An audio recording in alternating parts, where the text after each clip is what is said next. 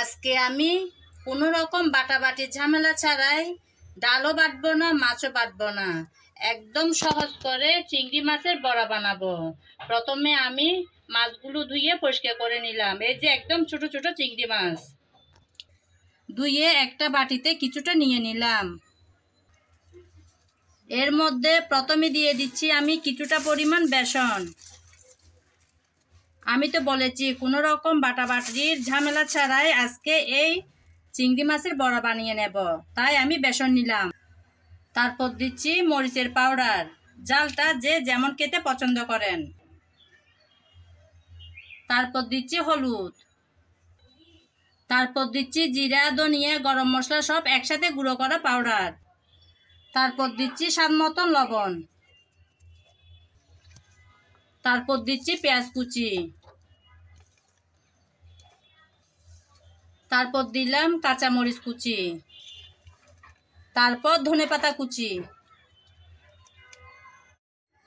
সব এখন একসাথে ভালো করে আমি মাখিয়ে নেব।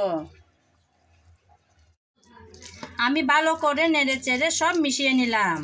এখন বড়া বানানোর পালা।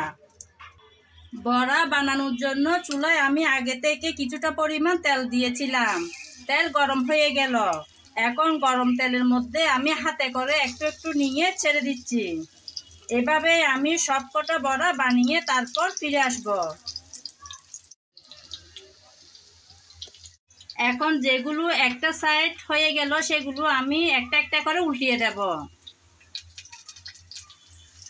আমার আজকের ভিডিও যদি আপনাদের ভালো লেগে থাকে তাহলে আমার চ্যানেলটি সাবস্ক্রাইব করে আমার পাশে থাকবেন।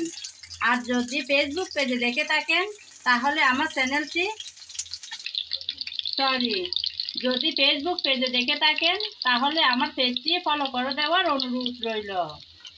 একটা একটা করে সবগুলো আমি উল্টিয়ে দিলাম। আবারও অপেক্ষা করব যাতে ভালো করে ভাজা হয়।